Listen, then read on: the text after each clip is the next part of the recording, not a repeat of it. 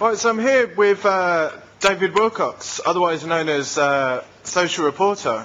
David, you're one of the co-facilitators today at Transform by You. You've come all the way from London to, I was going to say the sunny shores of Kent, although it's slightly cloudy today.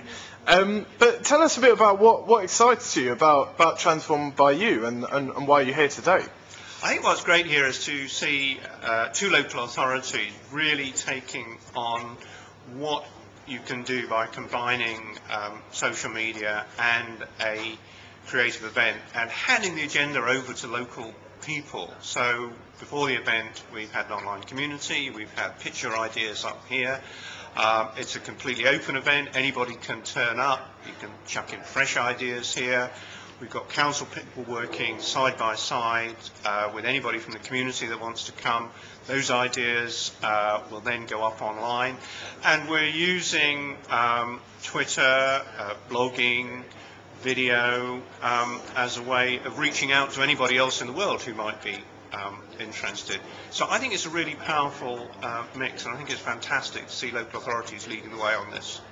And you've been to a variety of these events. In fact, you facilitated previous similar types of events, and almost this event is a kind of a mixture of some of the more informal bar camp type activity like local gov camp with some of the much more focused end of the spectrum like social innovation camp, which really focuses on challenges that people need to tackle by the end of the day. Where do you kind of see this type of event?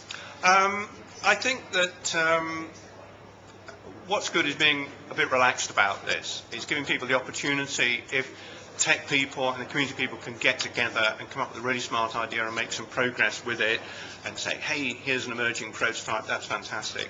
But if it's, well, we really need to get to know each other first, we really need to explore what this issue is, we really need to get a bit of focus and then come back to get together later, that's fine as well. So I think the flexibility, the informality, the focus on relationships, on conversation, and not being too sweated about what we really get out at the end of the day is terrific. You could ask my co-facilitator, Amy, about that one here, because Amy's really driving. I don't know. Come over here, Amy. Come closer. Yeah? What? Okay. Come around.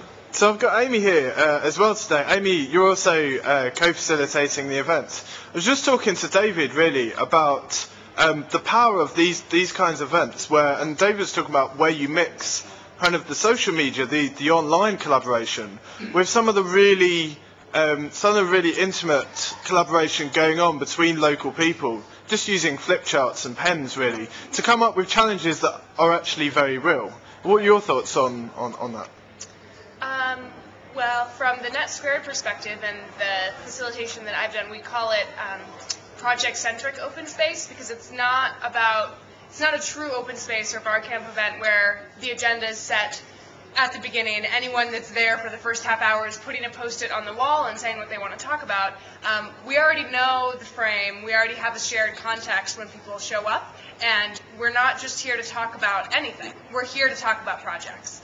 And so people form groups around building projects, fleshing out those ideas. And so it's not just like, oh, we want to form a group to talk about data, just for data's sake, because we like data. Every group may talk about data, but it will be specific to their project and to the problem that they're trying to face.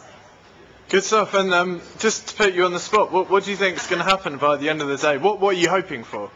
I'm hoping for really clear ideas, or I don't know any other word to say, ideas, really clear ideas about what the problems are that people want to face, because I think that especially as councils, you hear about problems like all the time. Everybody's telling you about a problem. But if there are 3 or 5 groups that can say, this is a problem, this is exactly what the problem is, and we think these are opportunities to address it, then that's actually actionable.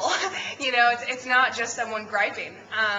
And especially because we're hoping to have everyone commit to different things they can contribute to the success of these project areas. So hopefully we have everyone in the room committed to addressing the problems that they're surfacing as well. Good stuff. Thanks a lot, Amy and David.